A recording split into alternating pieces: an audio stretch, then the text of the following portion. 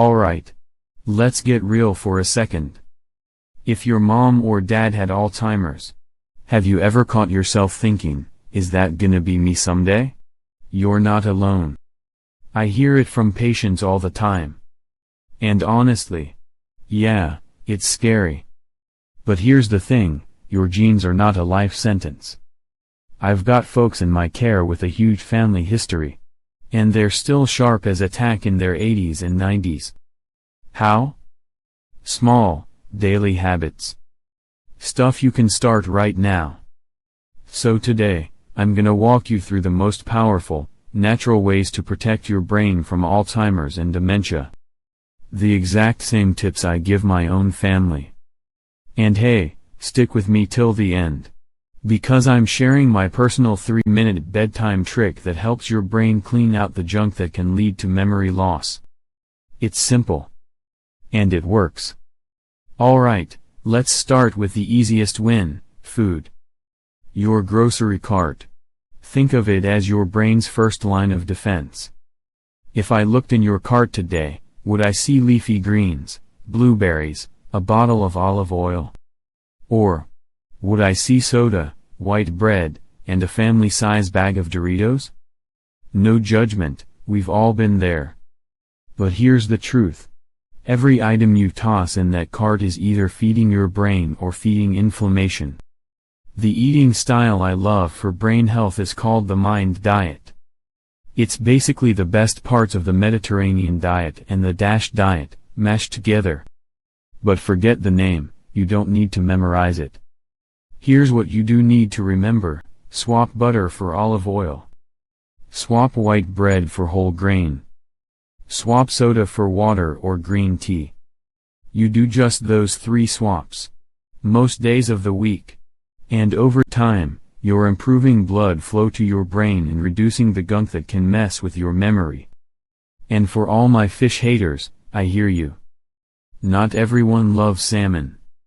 Hang tight, because in a few minutes I'll give you an easy, no-fish way to get those brain-boosting omega-3s. Now, let's talk about movement. And listen, I'm not saying you need to live in the gym or start training for a marathon. But your brain is basically a diva, it wants good blood flow 24/7. And the only way it gets that is if you keep your body moving. Think of it this way, blood flow is brain flow. More movement means more oxygen and nutrients going upstairs to your noggin. Here's the magic number, 150 minutes a week of something that gets your heart rate up. Could be brisk walking, biking, dancing in your kitchen, yes, that counts. And add in 2 days of strength training, especially for your legs. Why legs? Because your leg muscles are like big pumps. When they work, they push more blood back up to your brain.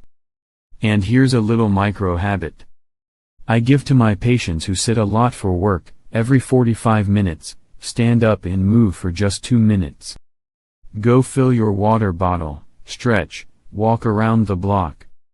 It sounds tiny, but over time, those little breaks add. Movement keeps the blood flowing. But your brain also needs time to do its cleanup work. And that, my friend, happens while you sleep. Alright, so here's something most people don't realize: sleep is when your brain takes out the trash. I'm serious. You've got this little cleaning crew in your brain, called the glymphatic system. It works best while you're in deep sleep, flushing out waste products, including some of the junk linked to Alzheimer's. So if you're cutting corners on sleep, yeah, your brain's basically sitting in yesterday's garbage. The sweet spot? 7 to 8 hours a night. Go to bed around the same time, wake up around the same time. And keep your bedroom cool, dark, and quiet. If your partner says you snore like a chainsaw, or you wake up feeling like you've been hit by a truck, please, get checked for sleep apnea. I've had patients who felt like their memory came back online just by fixing that. And here's one last thing, put the phone down at least 30 minutes before bed. That blue light messes with your brain's melatonin, and you need that stuff to fall asleep. Sleep is your brain's nightly spa treatment. And once you've got that in place, the next thing to tackle is stress, because stress can wreck your brain faster than you think. Alright, let's talk stress. You know that tight feeling in your chest when you're rushing, or that constant worry that just won't quit? Your brain hates that.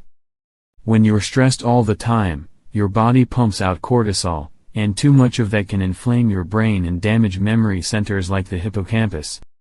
Same thing with depression and anxiety. If they stick around untreated, your risk for dementia goes up. So here's what I tell my patients: you don't have to live in a Zen monastery. Just carve out 10 minutes a day to turn down the noise. Could be a short meditation. Could be prayer. Could be breathing in for 4 counts, out for 6. Even a slow walk outside with no phone. And don't underestimate fun. Laughing with friends, playing with your dog, listening to music you love, that's all stress medicine for your brain. Which brings us to the next point. Feeding your brain socially is just as important as feeding it with food. Here's something I wish more people understood: loneliness is just as bad for your brain as smoking or high blood pressure. We are wired to connect. And when you go days or weeks without real human interaction, your brain starts to shrink in the areas that control memory and problem solving. So make it a point to stay socially active. Join a book club. Volunteer. Have a weekly family dinner. Even something as simple as a game night with friends can light up your brain in ways scrolling on your phone never will. And don't forget the cognitive part: challenge your mind. Learn a new skill, cook a recipe from scratch, try a new language. Your brain loves novelty. The point is, mix with people, mix up your routines, and keep giving your brain new things to chew on. But even if you're doing all that, there's one silent risk factor most people never think about, and it's hiding in plain sight. Alright, here's the part a lot of people skip, because it doesn't sound natural. But trust me, it's still part of a natural prevention plan. Your brain depends on healthy plumbing, all those blood vessels carrying oxygen and nutrients. If your blood pressure's too high, your blood sugar's out of control, or your cholesterol's clogging things up, your brain's not getting what it needs. That's why vascular dementia is so common. It's basically memory loss caused by poor circulation in the brain. So here's what I tell folks: keep an eye on your numbers. Blood pressure, A1C for blood sugar, cholesterol. You don't need to obsess, just know where you're at. And here's one most people don't expect: take care of your hearing, your vision, and your teeth. If you can't hear well, your brain works harder to fill in the blanks, which can speed up cognitive decline. Same thing if your eyes are struggling. And gum disease? It's been linked to brain inflammation. So yeah, get those checkups. Think of it as maintenance for the most valuable computer you'll ever own. And while we're talking about maintenance, let's go over how to spot early warning signs, so you can act fast if something changes. So how do you know if it's just normal aging? Or something you should get checked out? We all forget where we put our keys sometimes, that's normal. But here are a few red flags: getting lost on routes you've driven for years. Struggling to pay bills or handle simple tasks you used to do easily. Repeating the same questions over and over. Changes in personality, like becoming unusually irritable or withdrawn. If you, or someone you love, is showing these patterns, don't wait. Talk to a doctor. Early diagnosis doesn't mean giving up, it means more options, more time, and more ways to slow things down. And here's the good news: there are also some little, everyday habits that can quietly protect your brain, and most folks never think about them. Alright, let's hit a few brain boosters you probably haven't heard about. First, hydration. Even mild dehydration can mess with your memory and focus. So keep a water bottle nearby and sip through the day. Coffee's fine, tea's fine. But don't forget the plain old H2O. Second, tech skills. I'm not saying you have to become a programmer, but learning to use a new app, sending photos to your grandkids, or even figuring out a new gadget keeps your brain wiring fresh. Third, activities that combine physical and mental work. Gardening, cooking from scratch, even home repairs. You're moving your body and problem solving at the same time. Your brain loves that double hit. These aren't huge changes. They're just little, everyday choices that add up. And they're way easier to stick with than overhauling your whole life. And speaking of little choices, let me share my own personal morning routine that I never skip. So here's what my mornings look like, and no, it's not some 2-hour, Instagram-worthy routine. First thing, I get outside for a quick 10-minute walk in the sunlight. Doesn't matter if it's summer or winter, that natural light helps set your body clock, boosts your mood, and actually helps you sleep better at night. Then, breakfast. For me, it's usually eggs with spinach, a handful of berries, and some walnuts or avocado. Protein for steady energy, greens for antioxidants, healthy fats for brain fuel. And before I open my email, I take 5 minutes with a little notebook. I jot down 3 things I'm grateful for and the top 2 things I want to get done today.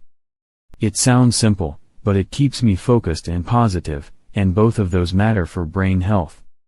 That's it. 15, 20 minutes tops. But doing it every day. It's like giving my brain a head start before the world starts pulling me in 100 directions. And here's the thing, you don't have to copy mine exactly. The point is to start your day with something that moves your body, feeds your brain, and centers your mind. We've covered a lot: food, movement, sleep, stress, social life, medical basics, spotting early signs, those little daily habits, and even my personal morning routine. Here's what I want you to remember: you don't have to do everything perfectly. You just have to start pointing yourself in the right direction. Your family history is a chapter in your story, but it's not the whole book. Every meal, every walk, every laugh with a friend, every good night's sleep, that's you rewriting the ending in your favor. So here's my challenge: pick one thing from today's video and start it tonight. And if someone you love is worried about Alzheimer's or dementia, share this with them. Because our brains are worth protecting, not just for ourselves, but for all the moments, all the faces, all the stories we still want to remember.